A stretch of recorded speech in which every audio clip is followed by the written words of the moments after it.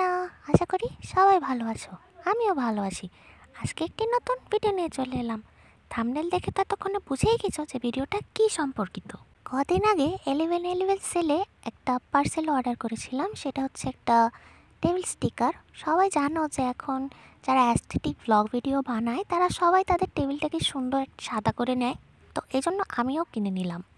দারাজ থেকে কোনো কিছু কিনে আমি কখনো ডিসঅ্যাপয়েন্ট হইনি। এই স্টিকারটা কিনে একটু ডিসঅ্যাপয়েন্ট হয়েছিলাম, সেটা তো তোমরা ছবিতে দেখতেই পাচ্ছ। পরবর্তীতে আমি অনেক কষ্ট করে জিনিসটাকে সেট করেছিলাম। যদি না একদম কাছ থেকে দাগগুলো দেখার কেউ চেষ্টা করে তাহলে বোঝা যাবে না।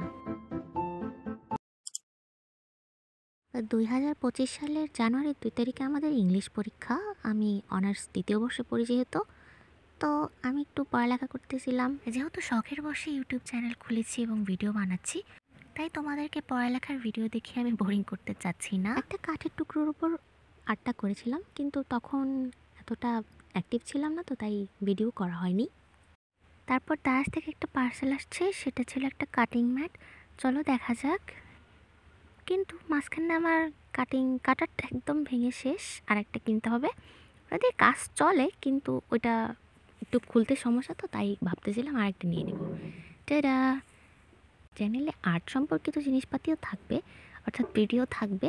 তাই জন্য আমি ভাবলাম যে এটা আমার জন্য খুবই জরুরি, তাই নিয়ে নিই।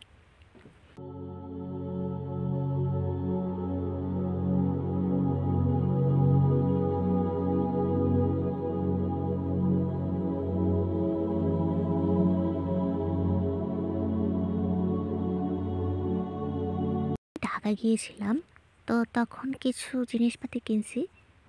এই যে একটা প্লেট এবং সেটার সাথে ম্যাচিং করে একটা বোল কিনছিলাম। প্লেটটার দাম নিয়েছিল 200 টাকা আর বোলটার দাম নিয়েছিল 300 টাকা। আসলে ওনাদের সাথে দামাদামি করা যায় না, তো মাঝে মধ্যে শখের কাছে আর কি করব, দামাদামি করে লাভ নেই। ভাল লাগলো আর প্রয়োজনও ছিল, তাই নিয়ে নিলাম। তারপরে যে জিনিসটা আমি এখন আনপ্যাক করব সেটা হচ্ছে একটা জার মাগ। তোমরা সবাই এটা অনলাইনে বহুবার দেখেছো, এখন আমার ভিডিওতেও দেখছো। এই জার মাগটার প্রাইস পড়েছিল 400 টাকা। যদি অনলাইনে কোনো শপ থেকে নিতে চাও তাহলে সেটা অবশ্যই তোমাকে 600 টাকায় পে করতে হবে। কিন্তু আমি ভাবলাম যে একবারে যখন ঢাকা যাব নিউ মার্কেট থেকে আমি এগুলো নিয়ে নেব, কারণ নিউ মার্কেটের যে দাম কম বা রিজনেবল প্রাইসে পাওয়া যায় সেটা তোমরা সবাই জানো। জারটার সাথে একটি স্ট্র ছিল এবং তোমরা দেখতে পাচ্ছ যে আমার এই জারটা একটু ব্রাউনিশ টাইপের, এবং সব মিলিয়ে আই এম স্যাটিসফাইড। এরপর আমি যে জিনিসটা তোমাদেরকে দেখাবো সেটা হচ্ছে একটা ক্যালিগ্রাফি ব্যাম্বু পেন সেট, এবং এটা আমাকে আমার ছোটো মামি দিয়েছে। এটা অনেক কাজের, কারণ আমি ক্যালিগ্রাফি করতে অনেক পছন্দ করি। আমার কাছে আরবি ক্যালিগ্রাফি করতে অনেক ভালো লাগে। As a Muslim and as a student of Islamic studies, it's really my favourite work. Take a look, it's really nice. আমার এখনও রং কেনা বাকি। রং কেনার পরে আমি যখন ক্যালিগ্রাফি করব তখন সেগুলো আমি আমার নতুন ভিডিওতে তোমাদেরকে দেখিয়ে দেব। এখন আমি তোমাদেরকে যেটা দেখাবো সেটা হচ্ছে, এটা একটা সসের বোতল ছিল, পরিষ্কার করে নিছি।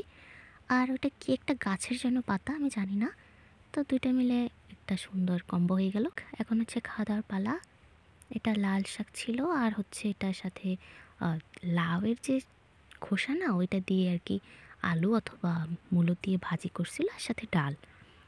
এইটার চাইতে বেস্ট খাওয়া দাওয়ার কী হইতে পারে।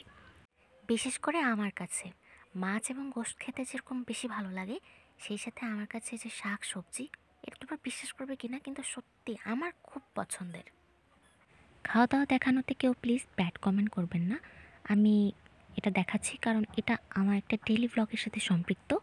আর আমি মনে করি যে যে কেউ এখানে ব্যাড কমেন্ট করবেন যে আমি খেতে পারি না, আপনারা কেন দেখাচ্ছেন। আমি বিলিভ করি না যে যে নাকি ইউটিউব ভিডিও দেখতে পারে সে একবেলা অন্তত ভালো মন্দ খেতে পারে না। আমার রিয়াকশন দেখেই বোঝা যাচ্ছে যে আমি এই মিলটা খেয়ে কতটা হ্যাপি ছিলাম। আর ও হচ্ছে আমার ছোটো মামাতো ভাই, আর এই হচ্ছে আমাদের বিড়াল বাও বাও। ওর নামটা আমি রেখেছি চাইনিজ একটা ড্রামা আই অ্যাম নোবডির মেন ফিমেল লিডের নামের থেকে। ওর নামটা ছিল ফাং বাও বাও।